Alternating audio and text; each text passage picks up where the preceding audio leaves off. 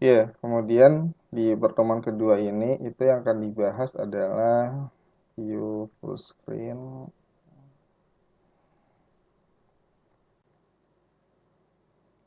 fenomena aktual pendidikan fisika dan sains fisika.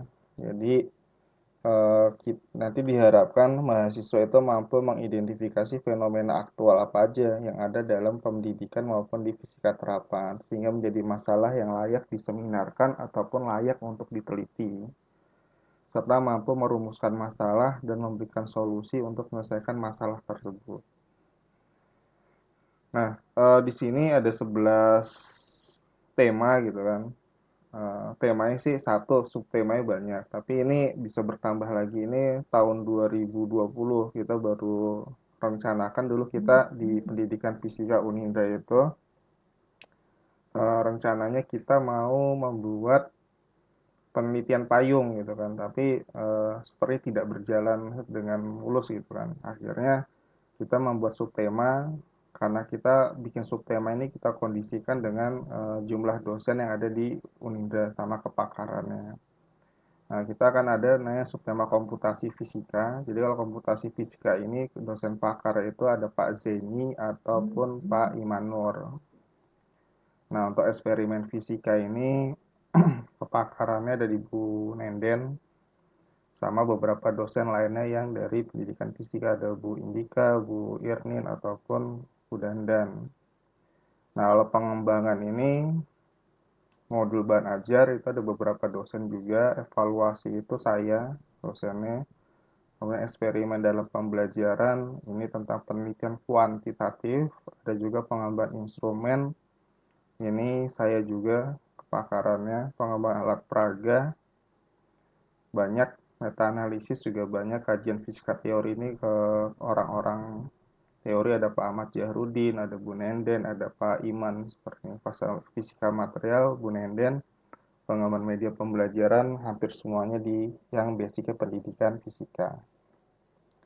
Nah ini, jadi ini terkait, tapi saudara silakan bisa mencari fenomena kira-kira yang layak untuk diteliti apa sih gitu kan. Nah bagaimana cari mencari sebuah fenomena bisa melihat dari keadaan situasi sekitar, atau saudara bisa membaca dari sebuah artikel riset gitu, artikel yang dipublikasikan di jurnal nasional ataupun internasional. Tapi minimal cari artikel itu di Google Scholar lah, jadi kita tahu nih mau di penelitiannya apa.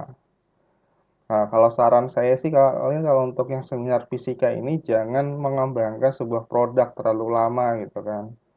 Nah, jadi hasil-hasil ini aja misalkan kalau yang di eksperimen laboratorium misalkan kamu kan pernah nih percobaan apa viskositas gitu kan pakainya pakai apa gitu, pakai sunlight gitu kan. Nah, kalau pakai gliserin, pakai minyak goreng, membandingkan kualitas minyak goreng itu kan bisa pakai percobaan viskositas. Sebenarnya minyak goreng yang bagus itu yang kekentalannya berapa sih? Nah, kamu ngambil sampel. Maka oli yang bagus itu yang kekentalannya berapa sih? Kamu juga bisa ambil sampel. Ini kan contohnya seperti itu. Atau juga kamu ingin menentukan nih percepatan gravitasi bumi gitu kan. Percepatan gravitasi bumi apakah benar nih kalau antara kalau mengukurnya di Bekasi, di Jakarta ataupun di Tegal ataupun di Jogja itu berbeda-beda gitu kan, misalnya di beberapa titik gitu kan. Nah, ternyata kamu ukur, oh iya ternyata beda gitu kan. Nah, kalau beda itu kenapa? Nah, kan konsepnya kan semakin beda ketinggian kan percepatan gravitasi adalah berbeda-beda nilainya. Itu kan menjadi konsepnya, konsep dasarnya. Intinya kamu membuktikan sebuah konsep kan kalau seperti itu. Nah, atau kamu biasa menggunakan software gitu kan. Misalkan kayak ada gerak parabola sebuah bola basket ataupun apa, itu kamu videokan, kemudian kamu analisis menggunakan software itu tracker gitu kan. Itu juga bisa. Nah, jadi hal-hal seperti itulah yang terkait dengan tema penelitian di seminar fisika ini. Nanti sih diharapkan dari tema ini bisa dilanjutkan ke apa proposal ataupun tidak nggak masalah.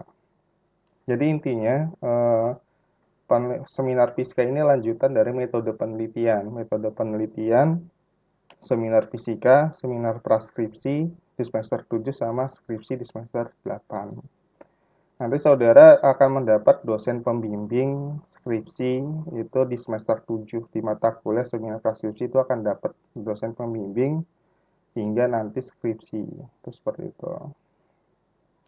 Nah, fokusnya apa gitu kan? Fokus di saat ini di kita ya di Fisika Unindra itu tentang pengembangan media pembelajaran berbasis TIK, Android, AR, video. Pak, kan kalau kita untuk eh, penelitian seminar fisika kan kalau bikin alat ini atau software ini ataupun media ini kan agak sedikit berat, butuh waktu lama ya. Nah, kalau pakai media yang udah ada aja gitu kan, misalkan diuji efektivitasnya untuk di pendidikan kan.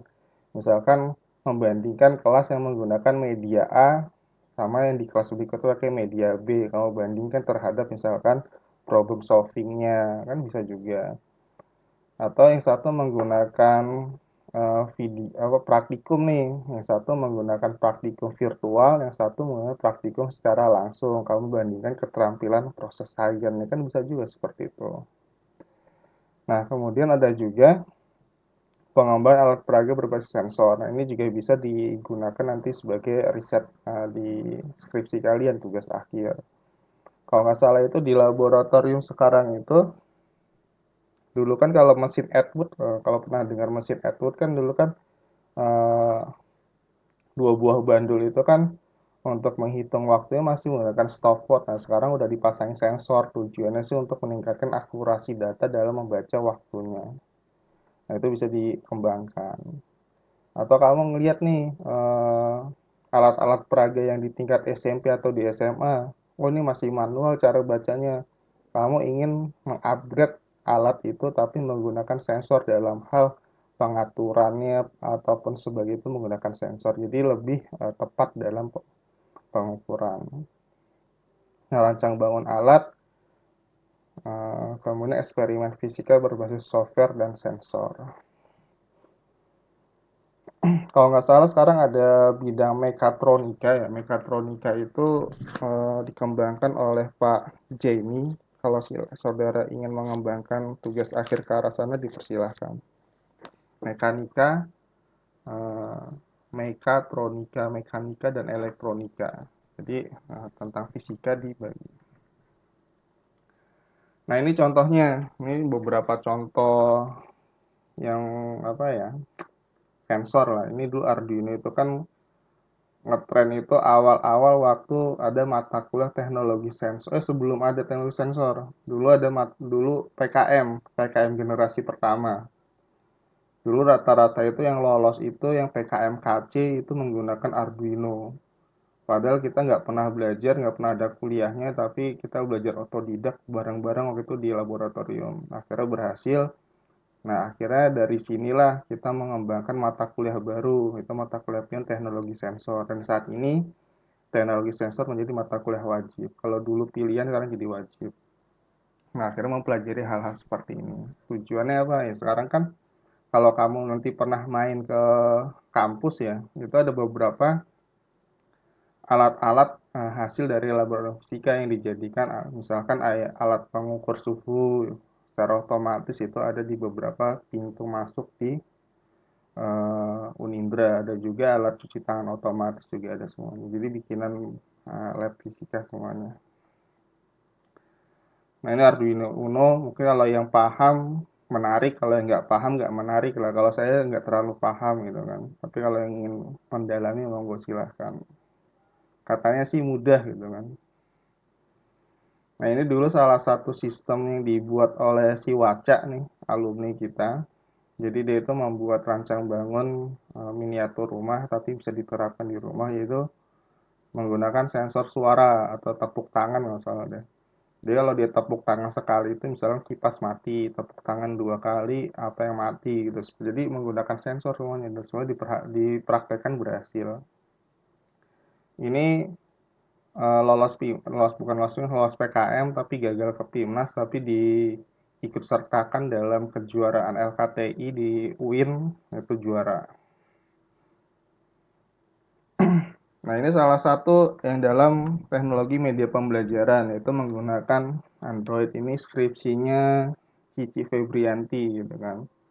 Jadi kalau teman-teman ingin mengembangkan media pemain berbasis Android, minimal seperti ini gitu loh. Jadi kalau kalau masih di bawah seperti ini, apa yang mau dikembangkan kan bahasanya gitu. Kalau namanya mengembangkan itu kan yang lebih baik dari yang sudah ada gitu. Itu ya. Namanya mengembangkan lebih baik dari apa yang sudah ada. Kalau yang dulu udah ada video, udah ada soal, udah ada animasi. Nah kalau kamu nanti mengembangkan nggak ada videonya, berarti kan yang mau diangkat kelebihannya apa seperti itu. Jadi nggak hanya sekedar mengembangkan. Jadi kalau ingin kita mengembangkan sebuah media ataupun produk dalam media dalam pembelajaran fisika khususnya, itu harus didasari dengan analisis kebutuhan. Contoh, misalkan di sekolahnya siapa ya, misalnya yang udah ngajar Pak Wirahadi ya udah ngajar ya. Nah, Pak Wirahadi di situ ngajar nih.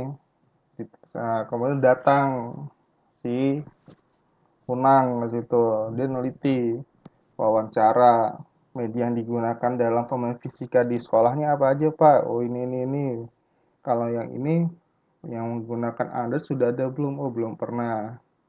Kira-kira kalau pakai, nah terus nanya ke siswa. Nah baru nyebar kuesioner. Media pembelajaran yang paling dibutuhkan apa sih? Oh ternyata Android. Nah baru dari dasar itulah kita mengembangkan namanya sebuah penelitian pengembangan media pembelajaran gitu. Karena kalau yang sekarang itu kan kamu udah bikin duluan.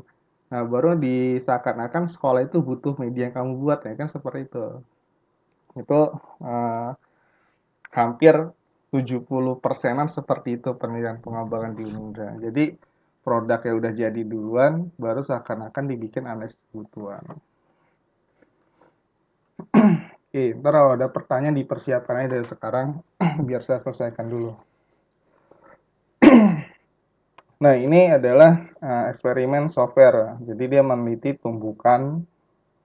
Ini kan pakai statif, digerakkan, divideokan. Nah, kalau dipakai pakai software tracker itu bisa dihentikan, tik. Nanti kelihatan nih datanya berapa, ininya berapa. Nah, itu nanti dianalisis gitu. Misalkan pada di saat sini energi kinetiknya berapa, potensialnya berapa. Ini nanti dari situ bisa kita ketahui energi kinetik dan potensial paling besar itu pada titik mana aja sih gitu kan. Nah, itu seperti itu. Jadi hasil hasil tampilan grafik ini itu harus dibaca dihubungkan dengan konsep yang sudah ada. Yang namanya eksperimen fisika itu adalah membuktikan teori fisika yang sudah ada. Apakah sudah sesuai dengan teori atau belum, ya, seperti itu. Nah, masalah adalah merupakan kunci keberhasilan suatu tulisan ilmiah. Jadi masalah itu nggak sama dengan judul. Jadi kamu nggak usah mikirin judul, tapi masalahnya apa, gitu kan. Oh, masalah ini Pak, kualitas udaranya kotor nih di kota Bekasi gitu kan. Tapi saya pengen tahu kotornya itu sudah di ambang batas atau belum sih gitu kan. Nanti judulnya beda itu ya. Misalkan nanti judulnya analisis kualitas udara kota Bekasi menggunakan software atau menggunakan Logger Pro ya kan itu beda judulnya. Masalahnya itu. Jadi ini masalah dulu. Masalah itu bisa mengganti beberapa judul. Nah, merupakan inti persoalan yang tersirat dalam judul tulisan ilmiah, berupa pertanyaan atau pernyataan yang diajukan untuk dicari jawabannya. Jadi kalau kamu ada masalah, itu harus dijawab gitu. Kalau kamu pernah dengar ada rumusan masalah gitu kan, rumusan masalah dalam penelitian kamu ada satu ya, maka tujuannya satu. Rumusan masalahnya dua, tujuannya dua. Rumusan masalah tiga, tujuannya tiga. Itu seperti itu gitu loh. Dan rumusan massa itu dapat berupa hipotesis. Ini kalau dia penelitian misalkan eksperimen, misalkan contoh di dalam kelas pengaruh efektivitas pembelajaran eh, daring dalam fisika apakah ada pengaruhnya nggak sih kan seperti itu. Nah indikator masalah itu cukup penting dan menarik minat untuk dikaji dan dianalisis masih ada dalam jangkauan penulis gitu kan. Artinya kita juga ingin meneliti, kita harus minimal udah punya pengetahuan awalnya lah. Jangan sampai kita pengen misalnya gini nih. Kita ingin meneliti tentang struktur batuan di daerah Cianjur gitu. ya kan? Wah, tapi kamu nggak pernah belajar tentang geologi atau geofisika gitu kan? Ya nggak usah. Kemudian ke Cianjur aja jaraknya jauh. Kemudian untuk meneliti batuan itu teknologinya biaya sangat besar. Masalah ekonomi, berarti nggak usah diteliti. Cari yang terjangkau dalam istilah pengetahuan ekonomi. Kemudian masalah itu belum terpecahkan seluruhnya atau sebagian. Misalnya ada sebuah masalah nih, udah banyak risetnya, tapi belum terpecahkan seluruhnya. Bagaimana kita tahu? Baca artikel. Gitu. Biasanya di bagian akhir artikel, di simpulan ataupun saran, itu ada yang mengatakan menyarankan untuk penelitian selanjutnya seperti apa sih? Ya, itu bisa kita gunakan sebagai dasar kita menentukan sebuah masalah. Masalah itu harus orisinil, aktual, faktual, harus bernilai, menyangkut kepentingan umum dan kebutuhan utama. Nah, kemudian bocor ya, bocor, bocor. Apa yang bocor?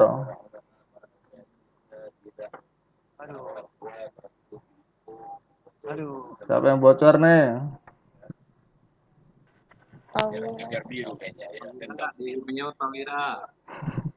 Nah, penelitian ya bertujuan untuk mendapatkan data yang digunakan untuk memecahkan masalah. Masalah itu kesenjangan antara yang diharapkan dan yang terjadi.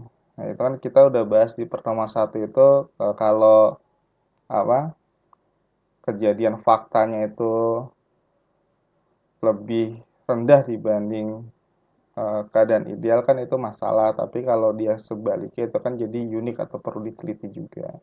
Contohnya gini, kenyataannya. Kalau kita bicara di pendidikan, kita tahu lah model pembelajaran K13 itu kan pendekatannya kan ada empat tuh biasanya itu ada problem yang apa problem based learning, ada project based learning, ada inquiry, ada lagi satu lagi apa ya saya lupa tuh. Apa sih, discovery ya, discovery learning nggak salah. Nah itu kan kita tahu lah model itu dianggap lebih baik gitu kan dalam misalkan kita ingin menerapkan project based learning dalam pembelajaran fisika. Project based learning itu menuntut siswa itu aktif gitu kan, aktif, kemudian memecahkan masalah, meningkatkan kemampuan berpikir kritis gitu. Tapi masalahnya adalah, nah baru fakta di lapangannya apa gitu kan. Nah, jadi kan antara paragraf pertama yang menyatakan kondisi ideal pembelajaran fisika, tapi faktanya apa di lapangan, itu kan gap tuh, ada masalah. Nah, itu maka dikatakan seperti itu. Jadi kalau kita menulis sebuah latar belakang nanti di bagian proposal skripsi, itu kita harus paragraf satu itu kondisi idealnya apa sih? Oh, pembelajaran fisika itu menuntut siswa bla bla bla bla. Faktanya, nah baru di paragraf kedua. Kemudian solusinya apa? Menggunakan apa? Baru paragraf 4 kamu jelaskan kelebihan kelebihan solusi apa, solusi yang ditawarkan kamu itu apa, dapat apa apa apa. Maka baru peneliti akan melakukan penelitian. Nah, kan seperti itu alurnya. Jadi dibikin simpel, jadi nggak usah kalau bikin latar belakang itu berdasarkan UUD 45, berdasarkan GBHM, berdasarkan ini. Nah, itu juga nggak boleh. Terlalu jauh nariknya gitu kan masalah. Nah, ini sumber masalah itu banyak dan itu bisa dibaca di sini. Ini kan udah kita jelaskan kemarin. Jadi antara kondisi aktual dengan keinginan ideal ada gap. Nah, makanya disebut kesenjangan. Ini udah, oh ini belum saya bahas apa ya? Apa sudah ya? Saya lupa. Wih, saya bahas di sini kan belum deh. Saya ingatnya udah membahas di video gitu. Nah, kondisi aktual dengan keinginan ideal ada gap itu disebut masalah. Nah, makanya di sini ada namanya Dasein. Sein itu adalah data atau fakta di lapangan.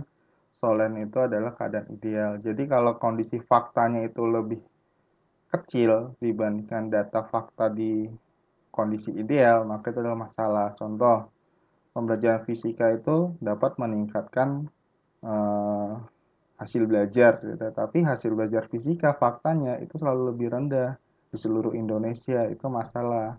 Kenapa bisa rendah? Gitu. Nah itu yang harus kamu teliti. Kenapa sih bisa rendah gitu kan? Nah itu kamu teliti.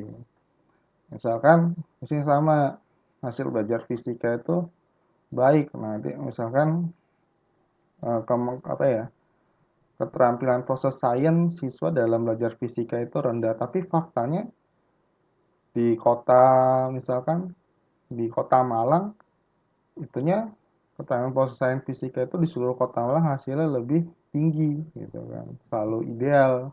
Nah, itu kan jadi masalah juga nih, kenapa bisa seperti itu? Bisa-bisa nanti model pembelajaran di kota Malang bisa kita terapkan di kota-kota lainnya. Itu kan seperti itu untuk sebuah riset.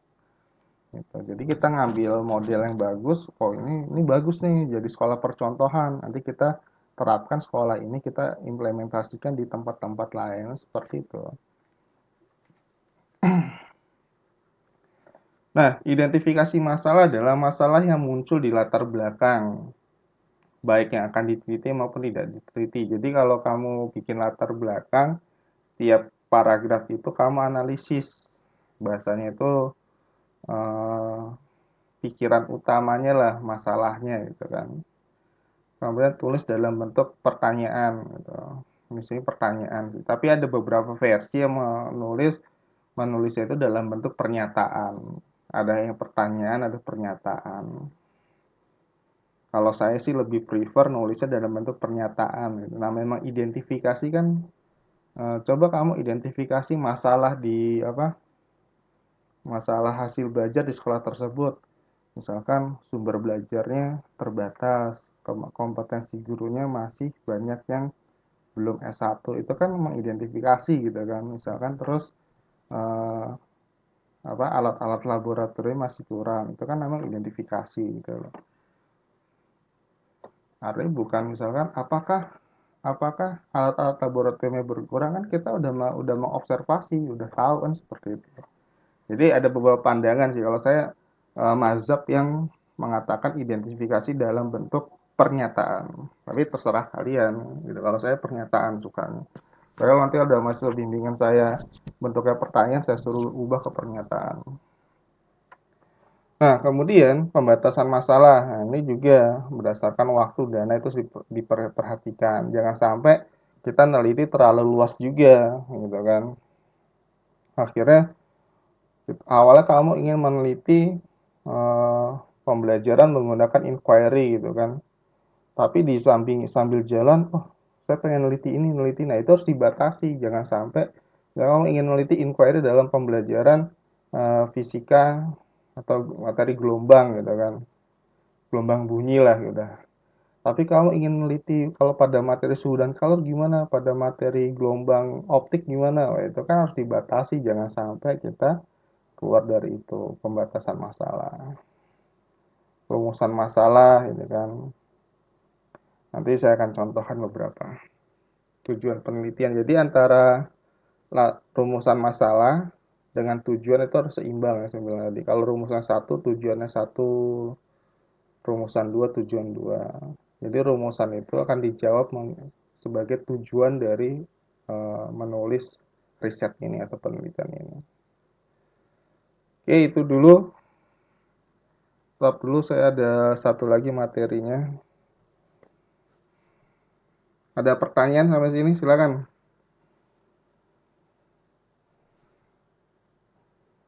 Semayadi Pak.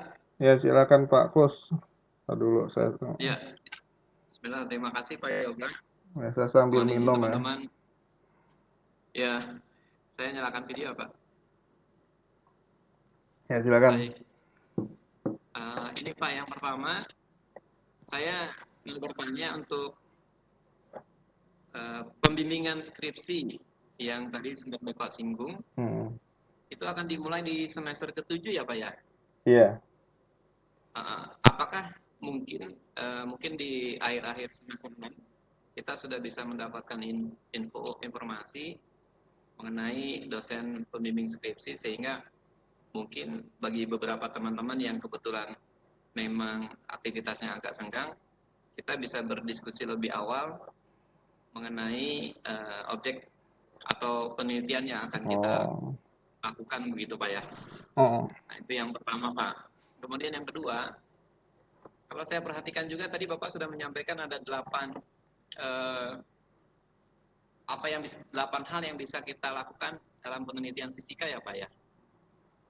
Nah, kalau saya boleh melihat, sepertinya skripsi yang akan dilakukan oleh teman-teman itu tidak keluar dari yang 8 hal itu tadi ya Pak ya. Iya. Nah, pertanyaannya, jika memang nantinya terjadi kesamaan permasalahan yang akan kita teliti, apakah itu diperbolehkan begitu Pak? Atau memang itulah fungsi dari kita berdiskusi dengan guru pembimbing skripsi Pak, untuk melihat atau membahas hal-hal yang perlu kita lakukan pada saat kita melakukan penelitian untuk skripsi. Jadi dua hal itu Pak yang mau saya tanyakan Pak. Oke, saya jawab dulu ya Pak. Lalu yang lainnya silahkan siapkan pertanyaan. Jadi terkait dengan seminar fisika ataupun turunannya lah, gitu. Nah, yang pertama itu kan pembimbing itu akan kita upload di semester 7 di mata kelas seminar praskripsi. Nah, kita nguploadnya itu berdasarkan tema penelitian. Nah, biasanya gini, biasanya itu yang agak membuat agak sedikit lambat itu adalah mahasiswa karena ketika dia ini kejadian ya, kejadian dia udah bikin tema penelitiannya misalkan tentang hmm, eksperimen murni gitu. Misalkan tentang uji laboratorium lah bahasanya gitu, praktikum di lab. Nah, kita akhirnya kita ngupload itu kan sesuai dengan tema tema penelitiannya nih, makanya kita upload dengan Bu Nenden misalkan gitu kan. Nah, tiba-tiba pas sambil jalan dia berubah ke arah pendidikan. Nah, kan akhirnya kan Bu Nenden nggak terlalu menguasai kan. Makanya biasa kadang-kadang di situ ada sedikit akhirnya nanti akan dicocokkan adalah nanti kamu bimbingnya dengan dosen kedua aja yang lebih pakar dalam bidang pendidikan kan jadi seperti itu. Nah, makanya gini, kalau pengen mulai dari semester 6, mulai dari sekarang pikirkan tugas akhir itu mau larinya ke arah mana sih gitu kan. Itu apakah mau ke arah pendidikan fisika atau pendidikan fisika itu ada proses pembelajaran, ada evaluasi pembelajaran, ada pengembangan instrumen tes, ada pengembangan instrumen non tes, ada pengembangan produk media, video, modul dan sebagainya itu adalah pendidikan fisika. Ada juga yang tentang diterapkan fisika, ada komputasi, ada apa itu seperti juga eksperimen di laboratorium itu juga macam-macam. Nah, biasanya gini, kalau yang kepakarannya penelitiannya berbau murni gitu kan, itu biasa kita ngupload dosennya itu Bu Nenden, Pak Iman Nur, sama Pak Ahmad Jarudin karena mereka yang basicnya itu adalah dari fisika murni gitu. Nah, makanya Pak kalau yang mau meneliti tentang geofisika itu nanti biasa saya arahkan ke Pak Ahmad karena dia punya basic, punya penelitian-penelitian dengan lembaga-lembaga Pertamina juga. Mungkin nanti bisa diajak ngambil data bareng kan seperti itu. Itu kalau yang pengen ke geofisika. Nah, kalau yang pendidikan tentang pengembangan-pengembangan ya, pengembangan di bidang pendidikan itu kalau pengembangan itu ada Bu Dandan, Bu Indika, Bu Irnin, Poppy, apa lagi ya saya lupa. Itu nanti biasa di plotnya itu dosen keduanya itu yang hampir sama lah, misalnya di plotnya dengan Bu Maria atau Pak Dasmo atau saya gitu. Kalau yang terkait dengan eksperimen di kelas itu biasanya lari ke arah Pak Dasmo tentang apa penelitian eksperimen kuantitatif di dalam kelas misalkan uji uji apa perbandingan uji statistik bukan uji statistik perbandingan satu kelas dua kelas itu kan mungkin desain eksperimen apa itu seperti itu. Kalau saya itu kalau ingin mengembangkan instrumen gitu kan instrumen misalkan instrumen pilihan ganda bertingkat atau pilihan ganda berasosiasi, pengembangan soal isai, pengembangan AKM atau yang lain itu atau mengevaluasi proses pembelajaran gitu kan atau mengevaluasi kurikulum atau telah kurikulum itu bisa lari ke saya. Terus biasanya seperti itu. Nah, nanti kalau yang terkait dengan pokoknya itu doang sih sebenarnya. Paling itu diputar. Tapi biasanya nanti saudara akan dapat dosen. Insya Allah kita sih akan memasangkan dosennya itu yang hampir sama gitu. Artinya nanti bisa saling koordinasi. Nah, jadi dari saudara tentukan dari sekarang itu usahakan tema riset itu nggak berubah. Kalau judul kan bisa berubah, tapi tema riset enggak. Ini seperti itu. Nah, kemudian yang kedua, tadi apa ya Pak Kus ya? Aku agak lupa ya. Tadi Pak ada 8 hal yang biasa diteliti di fisika gitu Pak ya. Nah, itu emang seperti itu. Biasa itu saya berdasarkan pengalaman dari selama ini rata-rata risetnya itu tentang itu. Bahkan dulu pernah tahun 2000 berapa itu saya sampai bosan Pak nguji nguji skrip itu karena rata-rata itu semua pengembangan modul semua gitu kan. Akhirnya saya sampai makanya mulai pas tahun keberapa itu saya harus bikin nggak boleh semua pengembangan modul nggak saya tolak karena udah banyak gitu. Akhirnya mulai bervariasi sekarang penelitiannya ada yang fisika. Kemudian ada yang juga alumni berapa itu nganalisis kualitas air minum isi ulang gitu di daerah Cibinong. Itu kan terkait diukurnya kan menggunakan parameter fisika kan. Nanti menggunakan alat apa dia kemarin. Ada juga yang menganalisis kualitas udara pada masa PPKM sama PSBB sama pada masa normal dia membandingkan menggunakan data sekunder. Itu dia ngambil data di kelingkungan hidup Kota Depok masalah. Nah, saya bilang bagus sebenarnya artinya mulai ada variasi. Kemudian ada juga menganalisis kualitas air sungai di bagian hulu sama hilir di Sungai Ciliwung di beberapa titik itu juga bisa. Kemarin ada juga sih yang semester sekarang nih lagi skripsi dia menguji kualitas air tanah di perumahan Harvest di daerah Cilangsi itu di bagian utara, selatan, timur, sama barat. Jadi yang paling bagus itu yang mana? Itu hal-hal seperti itu boleh dilakukan. Karena kan hasilnya juga bermanfaat untuk orang seperti itu. Nah, atau enggak Pak, aku mau ini meneliti kualitas air danau gitu kan yang biasa digunakan. Ini kan ini air danau banyak dikonsumsi nih. Ini benar udah bagus belum sih gitu kan? Nah, kan juga bisa kan nanti kan hasil itu kesimpulan oh kualitasnya sudah baik artinya bisa diminum kan bermanfaat juga seperti itu. Itu ya, Sambung boleh Pak. boleh.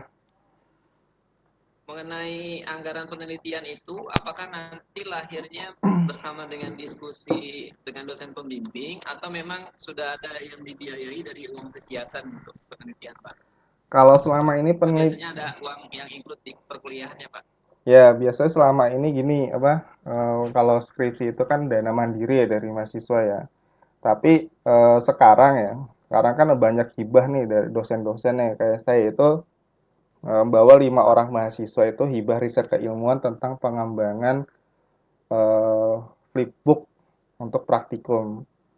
Nah, jadi mereka itu saya bagi temanya aja. Yaudah kamu yang bagian listrik, kamu bagian apa? Bagian kinematika, kamu bagian ini. Jadi penelitiannya itu bersama dan dananya itu ya dana yang saya dapat dari pemerintah saya bagi ke mereka untuk melakukan riset itu. Nah, makanya nanti kalau teman-teman nih diajak riset bersama dosen misalkan ya ikut aja gitu loh. Makanya saya juga waktu yang penelitian dikti di Semarang saya membawa sekitar 7 orang mahasiswa gitu kan. Nah, ada yang menggunakan riset itu sebagai tugas akhir, ada juga yang tidak, nggak masalah. Tapi kan intinya mereka juga mendapat pengalaman penelitian, itu seperti itu. Kita tinggal menunggu berarti dari Pak Yoga kalau ada riset bersama Pak. Saya juga diajak, Pak. Kan sekarang kan saya statusnya mahasiswa kan, mahasiswa S3 gitu. Kan saya juga diajak sama dosen penelitian bersama di apa dengan Filipina itu ya dapat dana 100 juta kan lumayan gitu kan. Kita mah mau ikut-ikut aja gitu. Intinya bukan Baik, buat dari saya apa-apa, cukup Pak. buat pengalaman seperti itu. Ya, makasih Pak Yoga. Oke, sama-sama. Yang lainnya silakan. Ya, mohon maaf boleh bertanya. Ya boleh, silahkan. Oh iya Kak, itu dalam melakukan sebuah riset itu Kak, yang perlu kita cari dulu masalah ya Pak. Nanti setelah itu kita ajukan judul atau hipotesa Pak. Atau seperti apa gitu. Ya, pertama kalau kita riset tuh kita cari masalahnya dulu. Misalnya kamu ketemu nih, lagi ngelamun gitu kan, atau nggak lagi di kamar mandi, wah ini masalahnya perlu diteliti nih gitu kan. Nah, kamu cari, cari teorinya dulu. Ada nggak teori yang mendukungnya? Jangan sampai kamu menurut kamu menarik tapi nggak ada teorinya. Itu kan jadi masalah juga. Nanti ketika kamu mengembang sebuah riset di bagian itu ada kajian teoritik, nggak ada teori yang mendukung, selesai gitu loh. Kalau kamu meneliti berdasarkan asumsi, itu nggak bisa ditanggung secara ilmiah. Jadi seperti itu. Jadi setelah kamu dapat masalah, kamu kaji dulu berdasarkan artikel, makanya mulai semester ini rajin-rajinlah membaca artikel di Google Scholar karena udah gratis kan, gitu. Tinggal download, misalnya kamu tentang problem kemampuan pemecahan masalah ya kamu baca tentang kemampuan pemecahan masalah. Yang penelitian tahun 2021 itu seperti apa sih kemampuan pemecahan masalah fisika? Kalau emang masih ada layak untuk teliti, kita teliti. Sebenarnya ada software gitu kan, tapi kan kalau untuk mencari keterbaruan dari sebuah riset itu ada. Nah, biasanya kalau ditanya itu kan novelty-nya di mana gitu, state of the art-nya apa gitu kan. Nah, itu biasanya itu kalau untuk penelitian di skripsi itu tidak terlalu dipertanyakan itu. Artinya kalau di penelitian skripsi itu kan adalah bagaimana menulis secara bertanggung jawab gitu. Arti bertanggung jawab itu minimal gitu, minimal kamu melakukan proses penelitiannya sesuai dengan kaidahnya gitu kan. Yang kedua, kamu menuliskan apa yang kamu kutip ada di daftar pustaka, apa yang kamu tulis di daftar pustaka ada juga yang kamu kutip di dalam proposal atau riset kamu. Itu seperti itu. Ya, ada lagi silakan.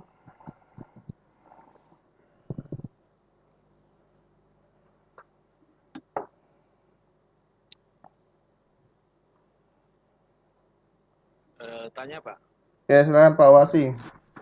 kalau tadi kan kalau skripsi itu semester 7, Hmm. kalau yang terbang Pak, mahasiswa terbang ini batasan SKS-nya atau bagaimana Pak? Terima kasih. Yes, kalau mata kuliah skripsi dibuka di semester gasal ataupun genap itu dibuka dua semester gitu kan. Karena kan siapa tahu ada mahasiswa yang kelas terbang selesainya di semester gasal jadi bisa ngambil skripsi.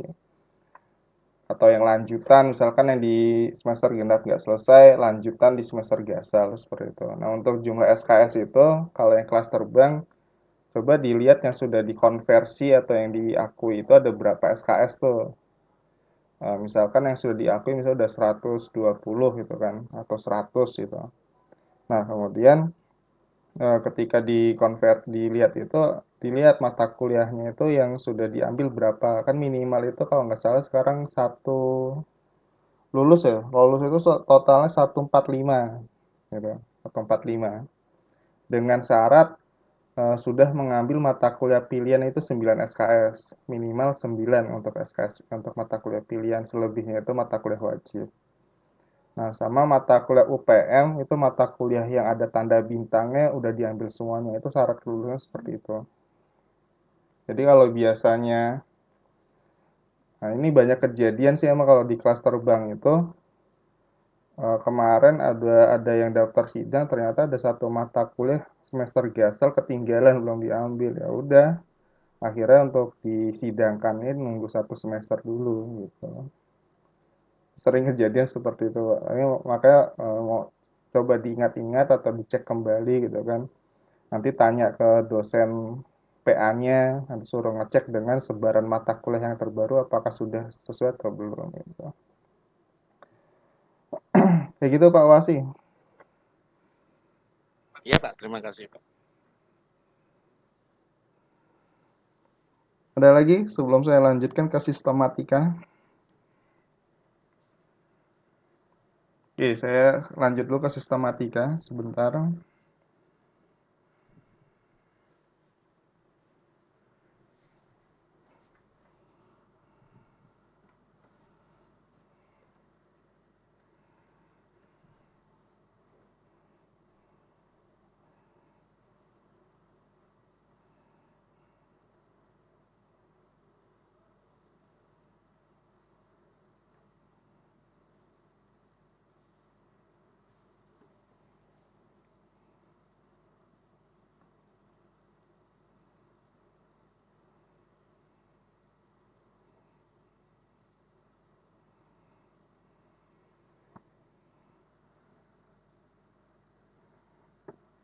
Not responding.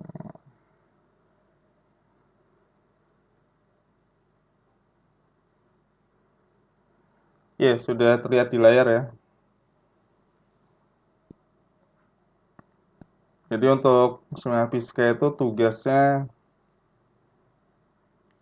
besarnya cuma satu, dan ini menjadi tugas akhir juga gitu kan.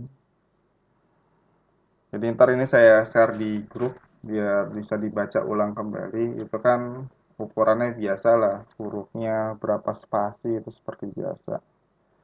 Jadi sistematika ini cover itu misalkan judul, nama gitu aja, sama ada logo Unindranya. Kata pengantar itu terakhir, daftar isi terakhir. Nah ini di bagian pendahuluan. Di pendahuluan itu, nah ini ada penjelasannya. Di bagian pendahuluan ada latar belakang, itu kan berisikan permasalahan yang muncul di lapangan dalam bentuk fakta. Ya, seperti saya bilang tadi, uraikan dulu kondisi-kondisi ideal, kemudian fakta di lapangan apa, terjadi gap, kamu jelaskan masalahnya apa, solusinya apa. Nah, kan berikan solusi yang terbaru hingga dapat, dan di kalimat di paragraf terakhir formulasikan dalam bentuk judul. Ini kalau uraian latar belakang 2-3 halaman nggak perlu ini kan terlalu besar kalau latar belakang 2-3 halaman. Dibuat simpel aja. Pak, saya cuma jadinya 1,5 halaman ya nggak masalah gitu kan. Ini diperhatikan, ini saya kasih tanda kuning. Ini nggak perlu nggak perlu harus 2-3 halaman ya. Karena nulis latar belakang 3 halaman itu lumayan berat gitu kan. Biasanya kalau dalam penelitian riset dosen aja nulis latar belakang itu bukan halaman, hitungannya kata, 500 kata. Artinya apa yang ditulis itu benar-benar intinya gitu loh, bukan ngalor ngidulnya kan, seperti itu. Jadi itu. Nah, kemudian rumusan masalah, tujuan, sama manfaat dan kebaruan. Jadi kebaruan penelitian itu bukan hanya dilihat dari variabel, tapi bisa juga dilihat misalkan dari analisis datanya, metode penelitiannya. Misalkan kamu penelitian pengembangan nih, penelitian pengembangan produk media, kan biasa itu kan menggunakan ADI atau 4D gitu kan, atau block and gold. Nah, tapi kamu ingin ada yang menggunakan model baru pengembangan, misalnya modelnya MPI, itu boleh silahkan. Jadi keterbaruan itu bukan hanya dilihat dari variabel penelitiannya, tapi bisa dilihat dari metode ataupun teknik analisa datanya. Kemudian landasan teori digunakan 10 tahun terakhir dan minimal 80% itu dari buku. Gitu. Jadi kalau landasan teori misalkan judulnya saya ambil contoh yang pendidikan fisika aja ya, karena saya lebih menguasai itu. Misalkan pengaruh model pembelajaran discovery learning terhadap kemampuan berpikir kritis siswa gitu kan, misalkan seperti itu. Maka kan yang ditulis di landasan teori kan variabel Y-nya dulu kan, berarti berpikir kritis. Nah, artinya teori itu bukannya definisi kemampuan berpikir kritis adalah bla bla menurut si A. Kemampuan berpikir kritis adalah bla menurut si B, bukan definisi. Kita harus ubah konsep kita. Yang namanya landasan teori itu bukan definisi, tapi kemampuan berpikir kritis di Indonesia sangat rendah gini ini menurut siapa gitu. Jadi berdasar ini ulasan gitu. Jadi bukan definisi ya, itu yang perlu diingat. Karena kebanyakan sekarang itu saya sudah ingatkan, kebanyakan definisi gitu. Padahal bukan seperti itu, namanya landasan teori, kecuali judulnya definisi teori gitu loh. Nah itu, tapi kan ini bukan definisi. Nah, nanti kerangka berpikir saya bimbing cara membuatnya gimana. Nanti sekalian sambil jalan buatlah.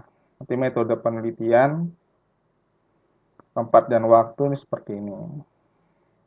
Nanti kita sampai pertemuan ke-89, nanti saya akan setiap pertemuan itu saya akan tanya progresnya sampai mana. Sampai di bab 1 dulu. Nanti saya coba analisis kekurangannya di mana, seperti itu. Ini seperti ini saya akan kirim di grup. Nah, kemudian daftar pustaka menggunakan apa style gitu kan. Nah, biasanya kan kalau nulis daftar pustaka ada sedikit kesulitan ya. Coba saya coba cara. Nih, saya ajarkan dulu caranya. Mungkin kalau yang pernah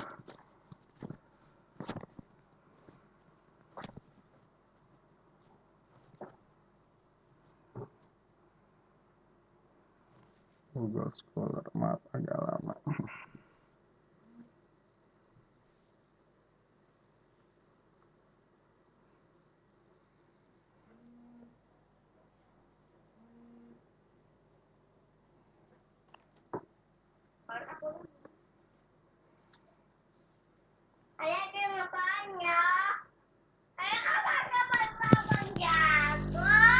Lagi ngajar, ntar. Lagi ngajar.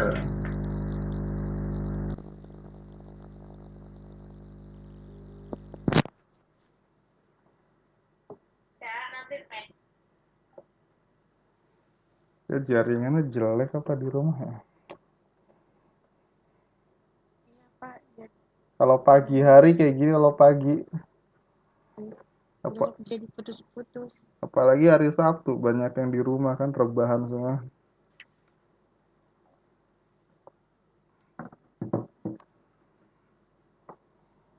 Nah, ini saudara minimal buka Google Scholar ya untuk nyari artikel. Misalkan saya cari kemampuan berpikir kritis. Kalau enggak, kalau kamu pengen cari rendahnya kemampuan berpikir kritis, kamu cari aja gitu. Nanti kamu baca artikelnya dia. Bisa diambil sebagai latar belakang. Latar belakang itu kan bisa berdasarkan fakta yang kamu lihat, atau berdasarkan observasi, juga berdasarkan riset-riset orang lain. Nah, kita batasi sejak misalnya kalau 10 tahun terakhir dari 2012 ya sampai 2022.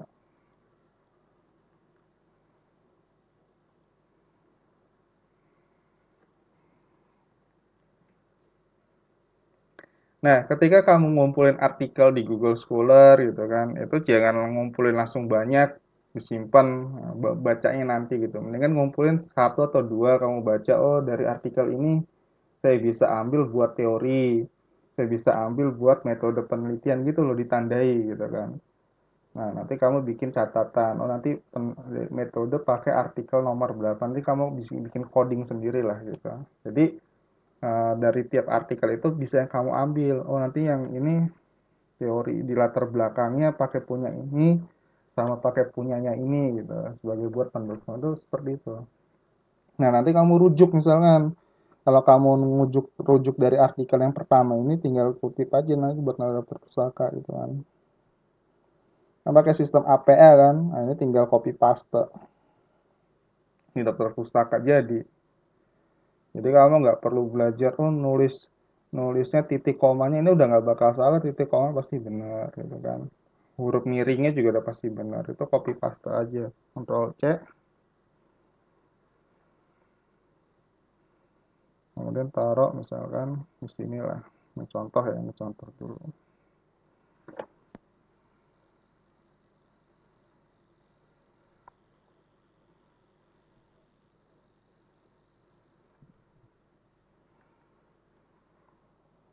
Jadi kan seperti ini kan rapi gitu loh, tinggal dirapiin sesuai sama hurufnya. Tuh cara nulis daftar pustaka, tinggal misalnya dimajuin ini kan seperti ini kan. Nah, jadi titik koma udah pasti benar. Jadi kamu kalau diajarin di mata kuliah bahasa Indonesia penulisan ilmiah tentang cara nulis daftar pustaka, nggak usah ribet-ribet, tinggal kutip aja di Google Scholar. Oke, itu terkait dengan hari ini dulu. Mungkin kalau ada yang ingin ditanyakan, jadi tugas saudara sampai hari ini itu silakan bentuk kelompok, kemudian data kelompoknya dikirim ke saya gitu kan. Kemudian untuk minggu depan silakan masing-masing kelompok sampaikan terkait risetnya mau riset apa sih gitu. Nanti kita bisa mendengar masukan dari teman-teman lainnya juga. Mungkin mendingan ditambahkan ini aja, tambahkan ini, jadi seperti itu. Jadi ntar saudara ketika mulai membiasakan diri ketika mendapat saran ataupun dari teman-teman itu anggap sebagai saran perbaikan. Jadi nggak usah sakit hati atau apa, anggap itu sebagai saran yang membangun, seperti itu. Jadi intinya dari kita itu yang namanya belajar itu tidak ada yang namanya saling menjatuhkan. Itu juga harus diingat buat teman-teman lainnya. Kalau mengkritisi teman-teman itu bukan untuk semangat untuk menjatuhkan, tapi semangat untuk membangun, seperti itu. Karena kalau di pendidikan kita udah ada semangat untuk menjatuhkan, nah, mau bicara apa di pendidikan di Indonesia seperti ini kan, seperti itu. Kalau kita bicara pendidikan itu saat ini banyak masalahnya gitu kan. Nggak usah kamu bingung Pak, pendidikan kita masalahnya apa sih? Banyak, tanya aja yang udah pada ngajar jadi guru itu pasti banyak sekali masalahnya. Oke, ada lagi pertanyaan? Nanti sambil dicek lagi di Google di YouTube saya, di YouTube-nya Rivi untuk materi hari ini untuk lebih jelasnya nanti. Ada pertanyaan? Ya saya absen ulang lagi. Siapa? Wah, ada yang nanya nih. Siapa dulu yang nanya nih, siapa? Yang mau ngomong siapa? Oh, kita baca di chat dulu ada pertanyaan.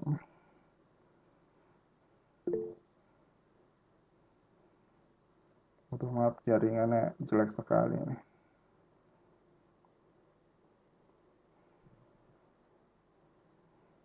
Apakah di latar belakang bisa mencantumkan pendapat kita? Yang namanya latar belakang itu bukan pendapat kita, Pak, tapi berdasarkan fakta dan data di lapangan. Jadi pendapat orang lain yang sudah dipublikasikan dalam sebuah jurnal. Itu lebih bisa dipertanggungjawabkan secara ilmiah. Jadi gitu ya. Tapi kalau pendapat kita sesuai dengan hasil riset orang lain itu dipersilahkan. Tapi nanti jangan menuliskan, misalkan saya berpendapat hasil belajar fisika rendah, bakti, 2. Kecuali Pak Yadi sudah punya penelitian yang sudah dipublikasikan. Ya, Pak Yadi ini tahun kemarin, tahun 2021, pernah ada nulis artikel sudah dipublikasikan. Hasil belajar fisika rendah, Yadi, 2021. Itu kan udah ada artikelnya, itu bisa. Tapi kalau belum baru asumsi saja, itu enggak. Gitu. Itu ya, itu perbedaannya.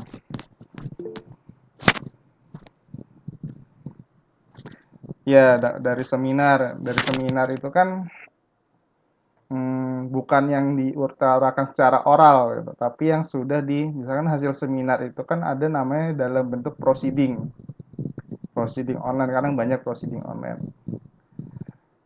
Kayak misalkan kita ngadain seminar nasional science nih, itu kan hasil-hasil paparan pemakalah yang ikut dalam kegiatan seminar itu kan dipublikasikan seperti jurnal juga, tapi dia bukan jurnal, itu proceeding.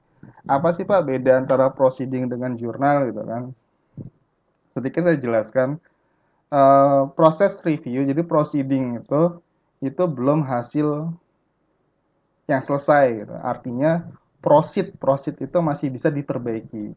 Jadi misalnya ketika Bapak Ibu atau teman-teman ikut seminar nasional nih jadi pemakalah gitu, dibagi kelompok, pas saat di pemaparan itu dapat disanggah gitu, disanggah dari teman-teman satu kelasnya ataupun dari yang lainnya. Oh, ini harusnya begini gini gini. Nah, artinya kan tapi kan yang sudah didaftarkan itu akan diterbitkan, tapi itu nanti bisa diperbaiki lagi, artinya bisa dipublikasikan ulang kembali di sebuah jurnal, seperti itu. Kalau jurnal itu sudah melalui proses review yang agak sedikit ketat gitu, seperti itu. Kalau proceeding belum ada proses review yang ketat, belum. Itu perbedaannya. Tapi bisa kita gunakan sebagai rujukan ilmiah, bisa. Oke, ada lagi? Saya sambil buka absensi yang belum saya absen.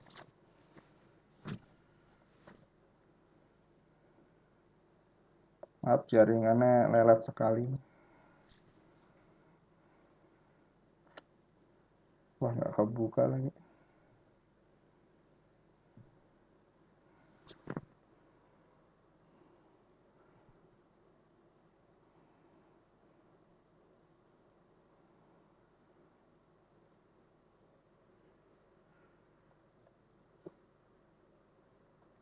Ya silakan sambil ada yang mau ditanyakan. Kita sampai jam 9 aja hari ini. Karena nggak full sampai selesai enggak. Tapi setelah ini silakan bagi kelompok ya kan.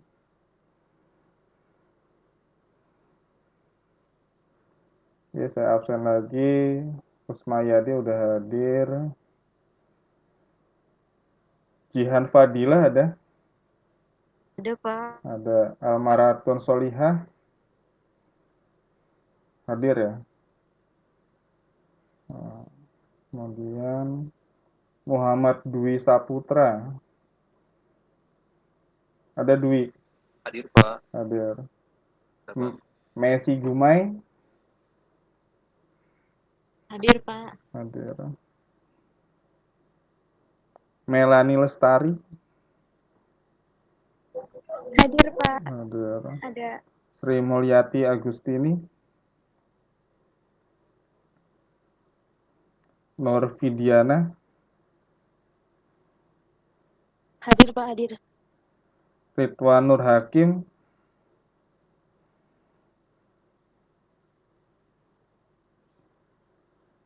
Mega Safira. Hadir, Pak. Muklis Prihartono. Hadir Pak. Ada Fauji Ari Ramadan. Oh ini KM. Dewi Lestari.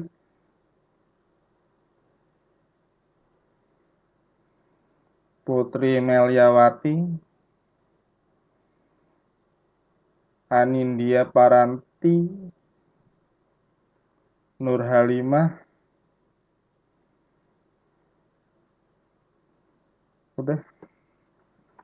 Kalau yang belum ada namanya di daftar hadir SIKA saya berarti itu belum ngisi KRS atau enggak coba hubungi dosen PA-nya gitu kan. Kalau yang saya kenapa? Pak Wulan Asih ada nggak, Pak? Wulan Asih NPM berapa? 2019 425 00 101 00 101. 00101. Kelas terbang ya? Bukan, Pak. Kelas asli Kelas ekstensi. ada Wulan Asih udah. Oh, udah. Ya, Udah. terima kasih, Pak. Oke, itu aja untuk hari ini. Terima kasih. Jadi, saudara, untuk penjelasan kalau tadi suaranya putus-putus bisa lihat di YouTube. Saya belum panggil Pak, Wira Pak. Masa sih? MPM-nya berapa Pak Wira? 2019 42 5085 Pak. 5085. Udah. Oh deh. Nah. Terima kasih Pak.